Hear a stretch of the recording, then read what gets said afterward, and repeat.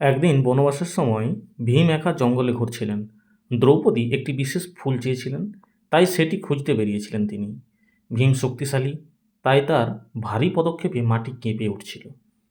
হঠাৎ তিনি দেখতে পেলেন এক বৃদ্ধ বাঁদর পথ আটকে শুয়ে আছে। তার লম্বা লেজ রাস্তা জুড়ে পড়েছিল। ভীম গর্বভরে বললেন, তোমার লেজ সরাও ওহে বাঁদর, আমাকে যেতে দাও। বৃদ্ধ বাঁদর শান্তভাবে উত্তর দিল, আমি বৃদ্ধ, লেজ সরাতে পারছি না। তুমি যদি এত শক্তিশালী হও তবে নিজেই সরিয়ে নাও।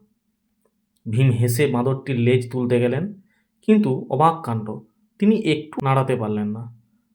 আরও জোরে দিয়ে চেষ্টা করলেন, তবুও লেজ নড়ল না।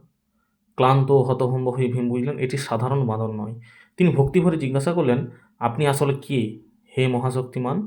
বাঁদরটি মৃদু হেসে তার আসল রূপ প্রকাশ করলেন। তিনি স্বয়ং হনুমান, পবনপুত্র এবং ভীমের বড় ভাই। হনুমান আশীর্বাদ দিয়ে বললেন, শক্তি একমাত্র গুরুত্বপূর্ণ নয়, বিনয়েও থাকতে হয়।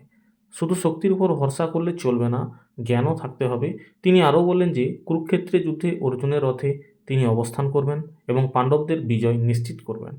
ভীম মাথা নত করে হনুমানকে প্রণাম করলেন এবং নতুন জ্ঞানের সাথে নিজের যাত্রা আবার শুরু করলেন।